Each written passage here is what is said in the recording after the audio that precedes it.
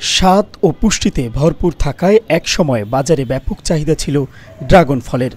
তবে গত বছর সামাজিক যোগাযোগ মাধ্যমে অপপ্রচার ও কিছু অসাধু চাষি টনিক ব্যবহার করে ফল বড় করার কারণে বাজারে ধস নামে বেচাবিক্রিতে।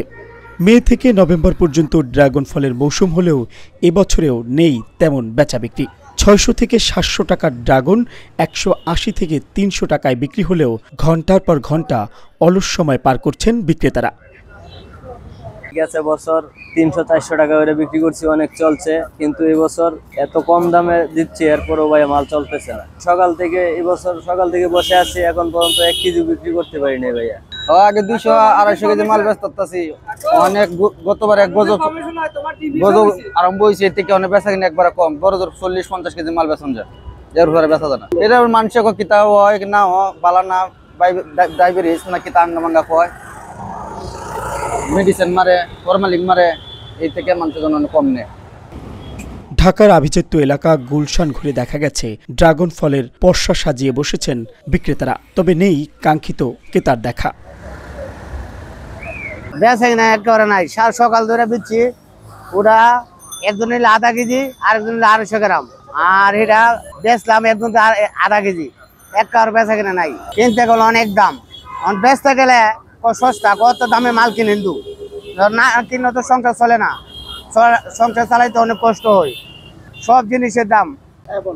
গত বছর মনে করলেন ৩৫০ টাকা ৪০০ টাকা কেজি বেচছি, চাহিদা ছিল বেশি।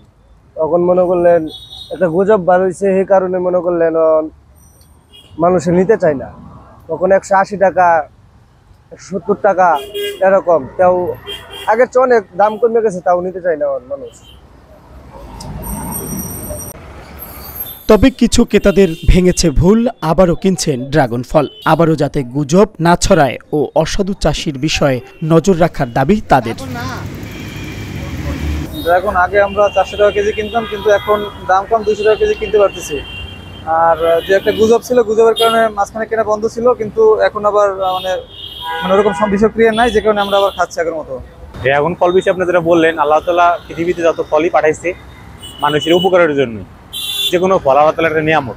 আমরা কেন ভালো জিনিসটা নিয়ে, আল্লাহ তাআলার কুদরতি জিনিস নিয়ে কেন আমরা মিথ্যা অপবাদ দেবো? ফলটা আসলে অনেক ভালো, ভালো না হলে কি মানুষ খাইতো? এটা ভালো জন্যই বা সুস্বাদুর জন্যই মানুষ খাইতেছে। যারা এটা নিয়ে মিথ্যা অপবাদ দিছে, তারা না সে বিষয়টা তারা আল্লাহ পাক জানে এবং তারা জানে, এসব সম্পূর্ণটা মিথ্যা অপবাদ আর কি। বিশেষজ্ঞরা বলছেন, টনিক ছাড়া স্বাভাবিক নিয়মে চাষকৃত ড্রাগন ফল বাজারজাত করা হলে আস্থা ফিরবে জনগণের, বাড়বে বেচাবিক্রি। Mohammad Shafiqul Islam, Asian television, Dhaka.